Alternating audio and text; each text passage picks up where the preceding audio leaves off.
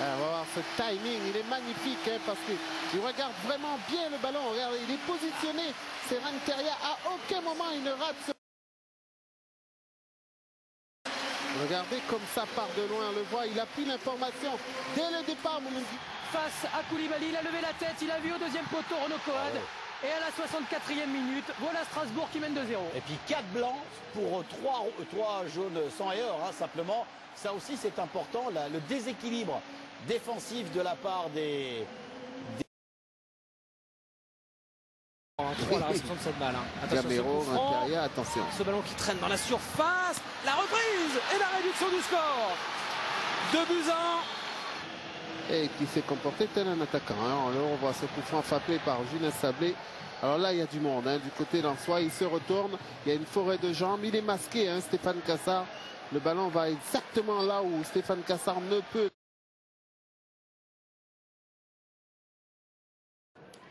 Effectivement, Alexandre, nous sommes dans les couloirs du stade de la Méno où Giroud a accepté de répondre à cet entretien exclusif pour les abonnés de Canal. Guy, alors d'abord, la confirmation, c'est bien une démission, c'est pas un limogeage, comme les journaux en faisaient état ces quelques heures. Non, pas du tout. Pour l'instant, ils n'ont pas parlé de limogeage. Je vais vous dire exactement, j'avais aucune idée de revenir à la compétition. Et puis soudain, la même semaine, Bordeaux et Lens se sont manifestés très fortement.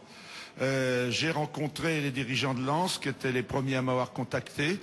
Ils m'ont convaincu d'aller travailler avec eux, tellement ce sont des gens mordus de football, tellement ce sont des gens droits.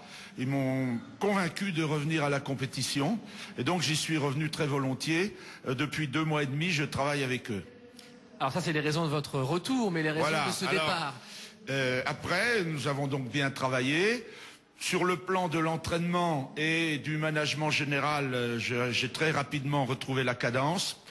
Et puis je me suis aperçu, le championnat commençant, que je manquais à certains moments de cette grinta qui est nécessaire et qui avait fait ma force pendant toute ma carrière, qui m'avait par exemple fait gagner à Highbury contre Arsenal alors que Arsenal n'avait plus perdu depuis 4 ans. La faculté de lever les joueurs, de se transcender, celle-ci, je me suis aperçu qu'elle était un peu atténuée. Alors j'en ai parlé une première fois à Gervais Martel qui m'a dit non, on continue. Surtout que aujourd'hui c'est la 2e défaite en 11 matchs seulement. Nous nous sommes qualifiés en Coupe d'Europe, nous avons pris un avantage là-bas.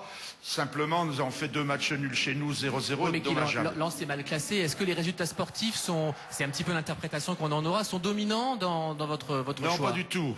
Pas du tout. Évidemment, si on avait été premier, j'aurais eu plus de mal à persuader les gens que je devais m'arrêter. Mais moi, j'ai senti en moi, dans les moments décisifs, l'impossibilité d'hausser le ton, si vous voulez, non pas de la voix, mais hausser le ton moral de la psychologie qui fait la force d'un entraîneur. C'est très dur de le reconnaître, je le reconnais, et ne voulant pas entraîner Lens, qui m'avait fait tant confiance, le public et le comité, dans une série de mauvais résultats, je dis écoutez, prenez un plus jeune, prenez un plus jeune, prenez un plus jeune. Et je crois que c'est ce qu'ils ont fait. On va y venir aux plus jeunes. Mais alors, il y a un paradoxe par rapport au débat national qui s'était affiché il y a 2 mois sur l'âge auquel on a le droit d'entraîner. Finalement, là, ce que vous expliquez, c'est que quelque part, vous n'avez peut-être plus forcément la force. Donc, il y a une sorte de retour en arrière quand même. Oui, je pense pas que c'est l'âge, en l'occurrence. Je pense plutôt que c'est les bêta-bloquants consécutifs à mes problèmes cardiaques. Enlever certains facteurs de colère, d'émotion qui me permettaient de lever les joueurs.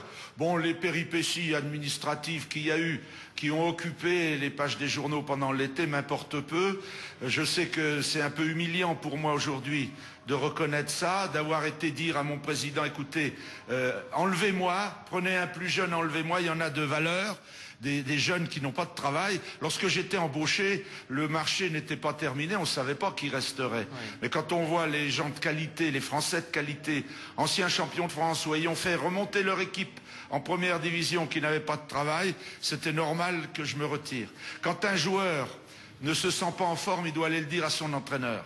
Quand un entraîneur ne se sent pas en grande forme, il doit aller le dire à son président. Est-ce que vous avez le sentiment que votre image est écornée par ce double revirement de situation? Oui, peut-être, mais moi je ne fais pas... j'ai jamais fait une carrière pour faire une image. L'image, elle s'est faite comme elle est. Je pense que l'image, elle prendra ma souffrance d'aujourd'hui comme elle a pris ma gloire d'hier. J'espère en tout cas que ma franchise sera reconnue. Voilà, Giroud, c'est l'entraîneur paradoxal. Deux clubs, 43 ans dans l'un, 42 ans dans l'un, c'est la JOCR, et 65 jours dans l'autre, c'est le Racing Club de Lens. C'est le vrai paradoxe. L'entraîneur qui devrait remplacer Guy, a priori, Alex, on aura confirmation, sans doute dans la soirée, devrait être quelqu'un qui connaît bien ici le stade de la Méno, puisqu'il s'agit de Jean-Pierre Papin, l'ancien entraîneur strasbourgeois. Merci Guy. Merci.